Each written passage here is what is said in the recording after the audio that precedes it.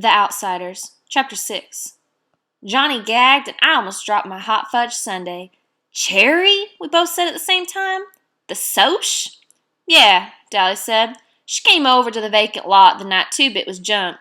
Shepard and some of his outfit and us were hanging around there when she drives up in her little old Stingray. That took a lot of nerve. Some of us was for jumping her and there, her being the dead kid's girl and all, but Two-Bit stopped us. Man, next time I want a broad, I'll pick up my own kind. Yeah, Johnny said slowly, and I wondered if, like me, he was remembering another voice, also tough and just deepened into manhood, saying, Next time you want a broad, pick up your own kind. It gave me the creeps. Dally was going on. She says she felt like that whole mess was her fault, which it is, and that she'd keep up with what was coming off with the Socs in the rumble, and would testify that the Socs were drunk and looking for a fight, and that you fought back in self-defense. He gave a grim laugh. That little gal sure does hate me. I offered to take her over to the Dingo for a Coke, and she said, no thank you. Told me where I could go in very polite terms. She was afraid of loving you, I thought. So Cherry Valance, the cheerleader, Bob's girl, the Soc, was trying to help us. No, it wasn't Cherry the Soc who was helping us. It was Cherry the Dreamer, who watched sunsets and couldn't stand fights. It was hard to believe a Soc would help us, even a Soc that dug sunsets. Dally didn't notice. He had forgotten about it already. Man, this place is out of it. What do they do for kicks around here? Play checkers? Dally surveyed the scene without interest. I had never been in the country before. Have you two? Johnny shook his head, but I said, Dad used to take us all hunting. I've been in the country before. How'd you know about the church? I got a cousin that lives around here somewhere. Tipped me off that it'd make a tough hideout in case of something. Hey, Pony Boy, I heard you was the best shot in the family. Yeah, I said. Derry always got the most ducks, though. Him and Dad. Soda and I goofed around too much. Scared most of our game away. I couldn't tell Dally that I hated to shoot things. He'd think I was soft. That was a good idea. I mean, cutting your hair and bleaching it. They printed your descriptions in the paper, but you sure won't fit 'em now. Johnny had been quietly finishing his 5th barbecue sandwich, but now he announced, We're going back and turning ourselves in. It was Dally's turn to gag. Then he swore a while. Then he turned to Johnny and demanded, What? I said we're going back and turn ourselves in, Johnny repeated in a quiet voice. I was surprised, but not shocked. I had thought about turning ourselves in lots of times, but apparently the whole idea was a jolt to Dallas.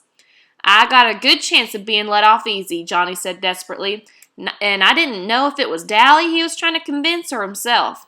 I ain't got no record with the fuzz, and it was self-defense. Pony Boy and Cherry can testify to that, and I don't aim to stay in that church all my life. That was quite a speech for Johnny.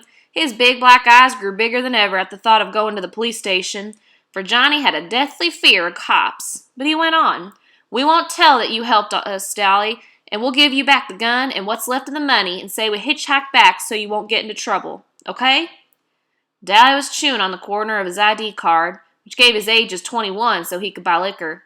You sure you want to go back? Us greasers get it worse than anyone else. Johnny nodded. I'm sure. It ain't fair to Pony Boy to have to stay up in that church with Derry and Soda worrying about him all the time. I don't guess, he swallowed and tried not to look eager, I don't guess my parents are worried about me or anything? The boys are worried, Dally said in a matter-of-fact voice. Two-Bit was going to Texas to hunt for you. My parents, Johnny repeated doggedly. Did they ask about me? No, snapped Dally. They didn't.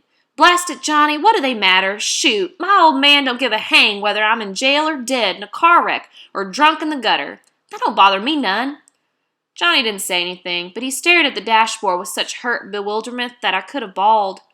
Dally cussed under his breath and nearly tore out the transmission of the T-Bird as we roared out of the Dairy Queen. I felt sorry for Dally. He meant it when he said he didn't care about his parents. But he and the rest of the gang knew Johnny cared and did everything they could to make it up to him. I don't know what it was about Johnny. Maybe that lost puppy look and those big scared eyes were what made everyone his big brother. But they couldn't, no matter how hard they tried, take the place of his parents. I thought about it for a minute. Derry and Soda Pop were my brothers, and I loved both of them, even if Derry did scare me. But not even Soda could take Mom and Dad's place. And they were my real brothers, not just sort of adopted ones. No wonder Johnny was hurt because his parents didn't want him. Dally could take it. Dally was of the breed that could take anything, because he was hard and tough, and when he wasn't, he could turn hard and tough. Johnny was a good fighter and could play it cool, but he was sensitive, and that isn't a good way to be when you're a greaser. Blast it, Johnny, Dally growled as we flew along the red road. Why didn't you think of turning yourselves in 5 days ago? It would have saved us a lot of trouble. I was scared, Johnny said with conviction. Conviction? I still am. He ran his finger down one of his short black sideburns.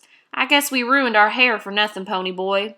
I guess so. I was glad we were going back. I was sick of that church. I didn't care if I was bald. Dally was scowling, and from long and painful experience, I knew better than to talk to him when his eyes were ablazing like that. I'd likely as not get clobbered over the head. That had happened before, just as it had happened to all the gang at one time or another. We rarely fought among ourselves. Derry was the unofficial leader, since he kept his head best. Soda and Steve had been best friends since grade school, never fought, and Two-Bit was just too lazy to argue with anyone. Johnny kept his mouth shut too much to get into arguments, and nobody ever fought with Johnny. I kept my mouth shut too, but Dally was a different matter. If something beefed him, he didn't keep quiet about it, and if you rubbed him the wrong way, look out. Not even Derry wanted to tangle with him. He was dangerous. Johnny just sat there and stared at his feet. He hated for any one of us to be mad at him. He looked awful sad. Dally glanced at him out of the corner of his eye. I looked out the window. Johnny, Dally said in a pleading high voice, using a tone I'd never heard from him before. Johnny, I ain't mad at you. I just don't want you to get hurt. You don't know what a few months in jail can do to you. Oh, blast it, Johnny. He pushed his white blonde hair back out of his eyes. You get hardened in jail. I don't want that to happen to you like it happened to me. I kept staring out the window at the rapidly passing scenery, but I felt my eyes getting round. Dally never talked like that. Never. Dally didn't give a Yankee dime about anyone but himself. He was cold and hard and mean. He never talked about his past or being in jail that way. If he talked about it at all, it was to brag. And I suddenly thought of Dally, in jail at the age of 10. Dally growing up in the streets. Would you rather have me living in hideouts for the rest of my life, always on the run? Johnny asked seriously. If Dally had said yes, Johnny would have gone back to the church without hesitation. He figured Dally knew more than he did, and Dally's word was law. But he never had heard Dally's answer, for we had reached the top of J Mountain, and Dally suddenly slammed on the brakes and stared. Oh, glory, he whispered. The church was on fire. Let's go see what the deal is, I said, hopping out. What for? Dally sounded irritated. Get back in here before I beat your head in. I knew Dally would have to park the car and catch me before he could carry out his threat, and Johnny was already out and following me, so I figured I was safe. We could hear him cussing us out, but he wasn't mad enough to come after us. There was a crowd at the front of the church, mostly little kids, and I wondered how they'd gotten there so quickly. I tapped the nearest grown-up. What's going on? Well, we don't know for sure, the man said with a good-natured grin. We were having a school picnic up here, and the first thing we knew, the place is burning up. Thank goodness this is a wet season, and the old thing is worthless anyway. Then to the kids he shouted, Stand back, children. The firemen will be here coming soon. I bet we started it, I said to Johnny. We must have dropped a lighted cigarette or something. About that time a lady came running up. Jerry, some of the kids are missing. They're probably around here somewhere. You can't tell with all this excitement where they might be. No, she shook her head. They've been missing for at least half an hour. I thought they were climbing the hill. Then we all froze. Faintly, just faintly, you could hear someone yelling, and it sounded like it was coming from inside the church. The woman went white. I told them not to play in the church. I told them. She looked like she was about to start screaming, so Jerry shook her. I'll get them, don't worry. I started at a dead run for the church, and the man caught my arm. I'll get them. You kids stay out. I jerked loose and ran on. All I could think was, we started it. We started it. We started it. I wasn't about to go through that flaming door, so I slammed a big rock through a window and pulled myself in. It was a wonder I didn't cut myself to death now that I think about it. Hey, pony boy. I looked around, startled. I hadn't realized Johnny had been right behind me all the way. I took a deep breath and started coughing. The smoke filled my eyes and they started watering. Is that guy coming? Johnny shook his head. The window stopped him. Too scared? Nah, Johnny gave me a grin. Too fat. I couldn't laugh because I was scared I'd drown in the smoke. The roar and crackling was getting louder, and Johnny shouted the next question. Where's the kids? In the back, I guess, I hollered, and we started stumbling through the church. I should be scared, I thought with an odd detached feeling, but I'm not. The cinders and embers began falling on us, stinging and smarting like ants. Suddenly, in the red glow and the haze, I remembered wondering what it was like in a burning ember, and I thought, now I know, it's a red hell. Why aren't I scared? We pushed open the door to the back room and found 4 or 5 little kids, about 8 years old or younger, huddled in a corner. One was screaming his head off, and Johnny yelled, "Shut up! We're going to get you out!" The kid looked surprised and quit hollering. I blinked myself. Johnny wasn't behaving at all like his old self. He looked over his shoulder and saw that the door was blocked by flames, then pushed open the window and tossed out the nearest kid. I caught one quick look at his face. It was red marked from fallen embers and sweat streaked, but he grinned at me. He wasn't scared either. That was the only time I can think of when I saw him without that defeated, suspicious look in his eye. He looked like he was having the time of his life. I picked up a kid and he promptly bit me, but I leaned out the window and dropped him as gently as I could, being in a hurry like that. A crowd was there by the time. Dally was standing there, and when he saw me, he screamed, "For Pete's sake, get out of there! That roof's going to cave in any minute! Forget those blasted kids!" I didn't pay attention, although pieces of the old roof were crashing down too close for comfort. I snatched up another kid, hoping he didn't bite, and dropped him without waiting to see if he landed okay or not. I was coughing so hard I could hardly stand up, and I wished I had time to take off Dally's jacket. It was hot. We dropped the last of the kids out of the front of the church and started to crumble. Johnny shoved me toward the window. "Get out!" I leaped out the window and heard timber crashing and the flames roaring right behind me. I staggered, almost falling, coughing and sobbing for breath. Then I heard Johnny scream, and as I turned to go back for him, Dally swore at me and clubbed me across the back as hard as he could, and I went down into a peaceful darkness. When I came to, I was being bounced around, and I ached and smarted and wondered dimly where I was. I tried to think, but there was a high-pitched screaming going on, and I couldn't tell whether it was inside my head or not. Then I realized it was the siren. The fuzz, I thought dully. The cops have come for us. I tried to swallow a groan and wished wildly for soda. Someone with a cold, wet rag was gently sponging off my face, and a voice said, "I think he's coming around." I opened my eyes. It was dark. I'm moving, I thought. Are they taking me to jail? "Where?" I said hoarsely, not able to get anything else out of my mouth. My throat was sore. I blinked at the stranger sitting beside me. But he wasn't a stranger. I'd seen him before. "Take it easy, kid. You're in an ambulance." "Where's Johnny?" I cried, frightened at being in this car with strangers. "And Dallas?" "They're in the other ambulance right behind us. Just calm down. You're going to be okay. You just passed out." "I didn't either," I said in a bored, tough voice was reserved for strangers and cops. "Dallas hit me." "How come?" "'Cause your back was in flames. That's why." I was surprised. "It was? Golly, I didn't feel it. It don't hurt." "We put it out before you got burned. That jacket saved you from a bad burning. Maybe saved your life. You just keeled over from smoke inhalation and a little shock. Of course, that slap on the back didn't help much." I remembered who he was then. Jerry somebody or other who was too heavy to get in the window. He must be a school teacher, I thought. "Are you taking us to the police station?" I was still a little mixed up as to what was coming off. The police station?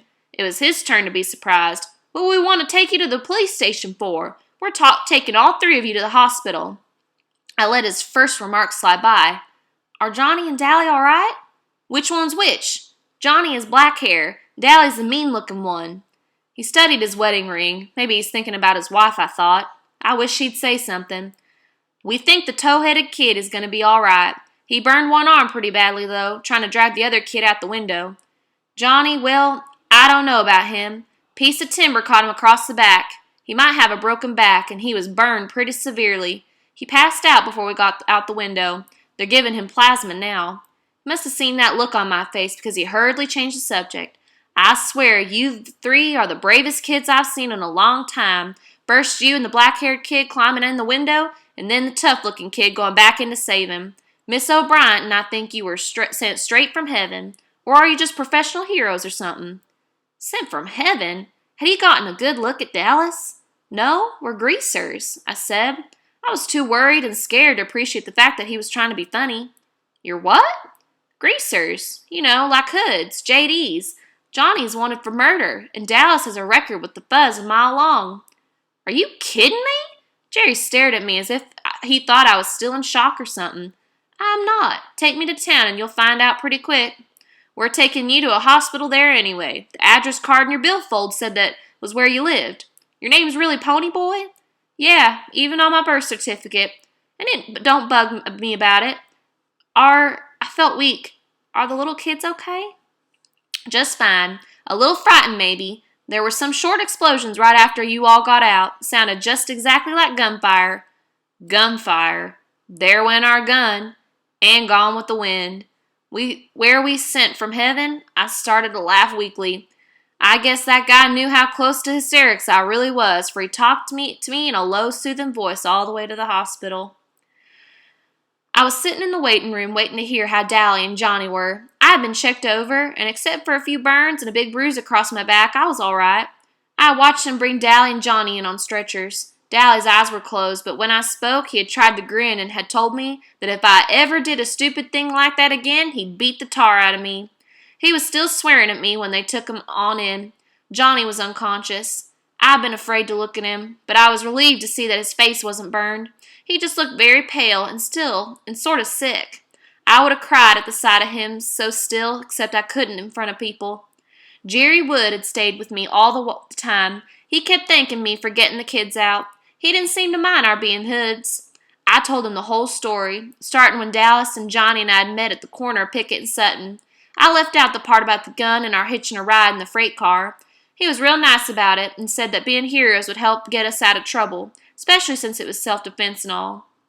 I was sitting there smoking a cigarette when Jerry came back in from making a phone call. He stared at me for a second. You shouldn't be smoking. I was startled. How come? I looked at my cigarette. It looked okay to me. I looked around for a no smoking sign and couldn't find one. How come? Why, Jerry stammered. You're too young. I am? I had never thought about it. Everyone in our neighborhood, even the girls, smoked, except for Derry, who was too proud of his athletic health to risk a cigarette. We had all started smoking at an early age. Johnny had been smoking since he was 9. Steve started at 11. So no one thought it was unusual when I started. I was the weed fiend in my family. Soda smokes only to steady his nerves or when he wants to look tough. Jerry simply sighed, then grinned. There are some places here to see you. Some people here to see you. Claim to be your brothers or something.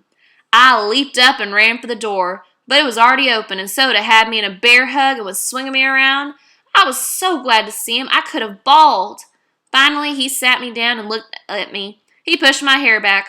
Oh, Pony Boy, your hair. Your tough, tough hair. Then I saw Derry. He was leaning in the doorway, wearing his olive jeans and black t-shirt. He was still tall, broad-shouldered Derry, but his fists were jammed in his pockets and his eyes were pleading. I simply looked at him. He swallowed and said in a husky voice, Pony Boy. I let go of Soda and stood there for a minute. Derry didn't like me. He had driven me away that night. He had hit me. Derry hollered at me all the time. He didn't give a hang about me.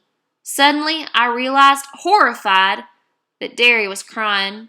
He didn't make a sound, but tears were running down his cheeks. I hadn't seen him cry in years, not even when Mom and Dad had been killed. I remembered the funeral. I had sobbed in spite of myself. Soda had broken down and bawled like a baby, but Derry had only stood there, his fists in his pockets and that look on his face. The same helpless, pleading look that he was wearing now. In that second, what Soda and Dally and Two-Bit had been trying to tell me came through. Derry did care about me, maybe as much as he cared about Soda. And because he cared, he was trying too hard to make something of me. When he yelled, Pony, where have you been all this time? He meant, Pony, you've scared me to death. Please be careful, 'cause I couldn't stand it if anything happened to you. Derry looked down and turned away silently. Suddenly, I broke out of my daze. Derry! I screamed, and the next thing I knew, I had him around the waist and was squeezing the daylights out of him.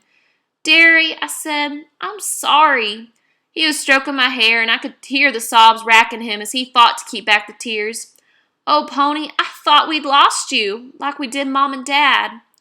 That was his silent fear then, of losing another person he loved. I remembered how close he and Dad had been, and I wondered how I could have ever thought him hard and unfeeling. I listened to his heart pounding through his t-shirt, and I knew everything was going to be okay now. I had taken the long way around, but I was finally home. to stay.